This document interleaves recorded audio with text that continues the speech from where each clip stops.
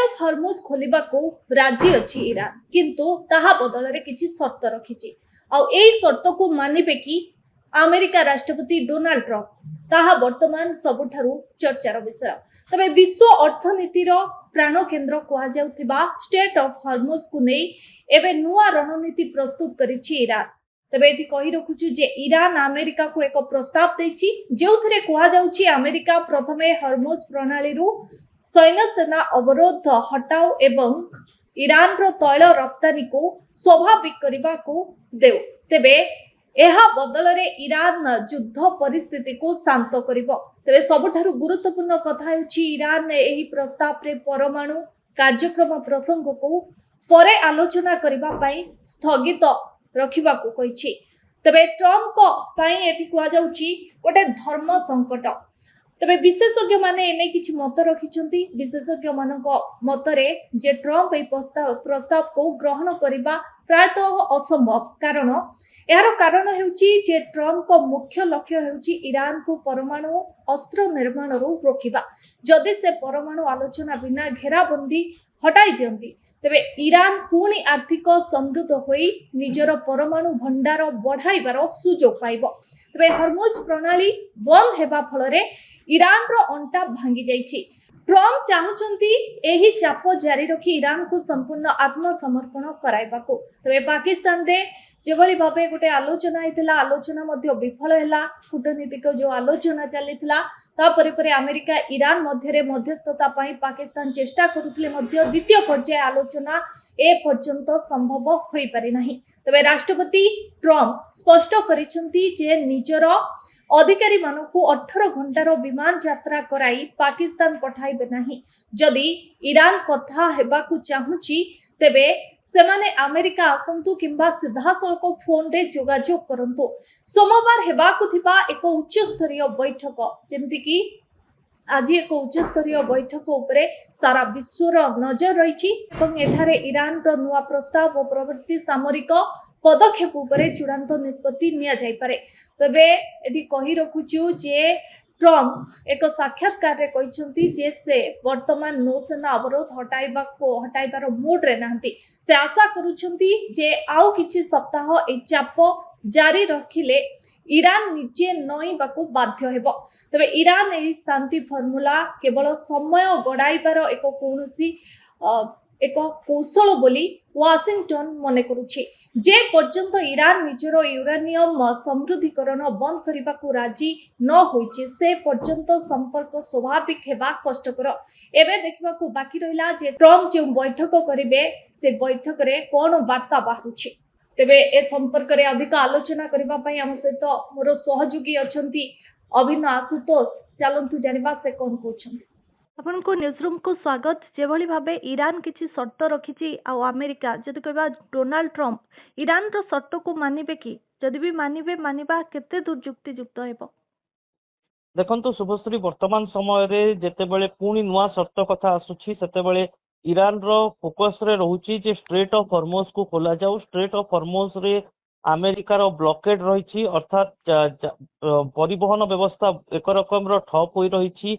अनेक नाकाबंदी करछि अमेरिका स्ट्रेट ऑफ हॉर्मुज रे। स्ट्रेट ऑफ हॉर्मुज सेही सामुद्रिक पथ जो सामुद्रिक पथ दे विश्व रे एक बड़ भाग तैल और इंधन मध्य प्राच्य विभिन्न देश को जाइए।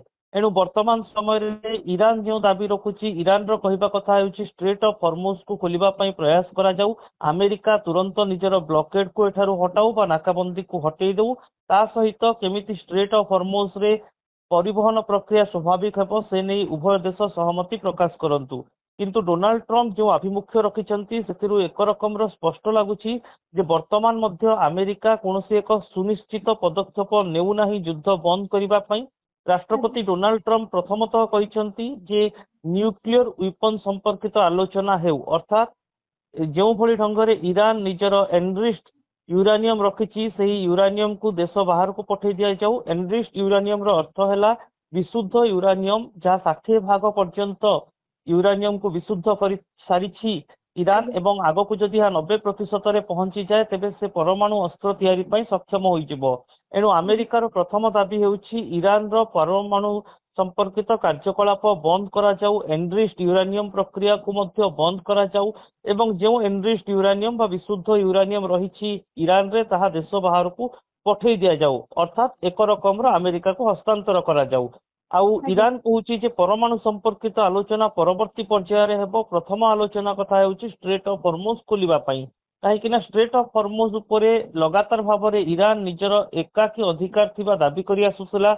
भौगोलिक दृष्टि यह जुक्तियुक्त मध्य, किंतु जेतेबेले एही सामुद्रिक पथ बा रूट रो कथा आसुची एहा उपरे पूरा विश्वर तैल और इंधन कारबार जेहेतु निर्भर करे, तेणु एकाकी बा एकचाटिया भाव में ईरान एहा उपरे निजर प्रतिपत्ति बा कर्तृत्व जाहिर करिबा सहजरे ग्रहणीय नुहे।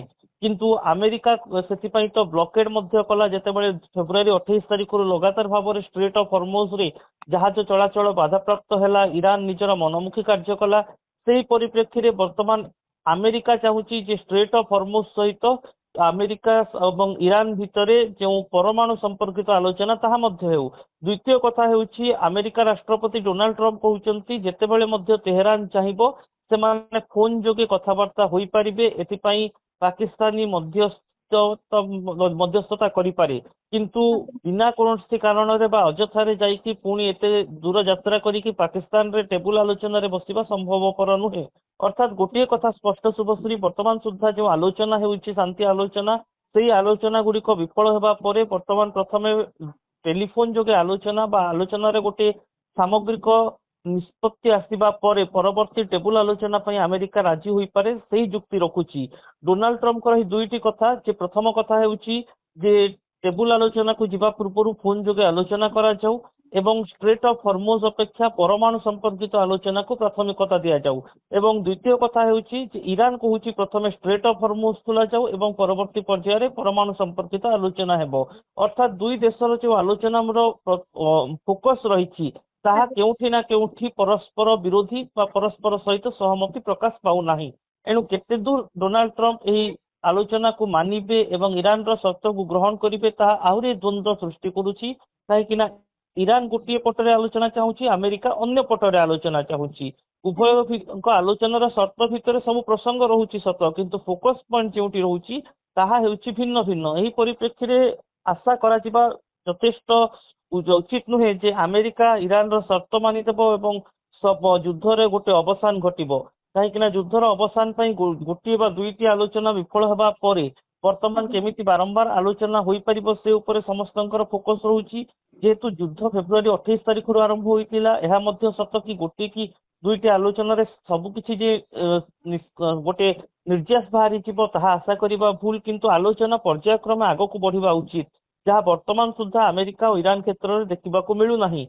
एवं जो नूतन शर्तावली आसी से अमेरिकार फोकस पॉइंट ईरान रो फोकस पॉइंट भिन्न भिन्न रोहुतुबारु यार जे शांति पई सहायक हेबो तार संभावना मध्य यथेष्ट कम।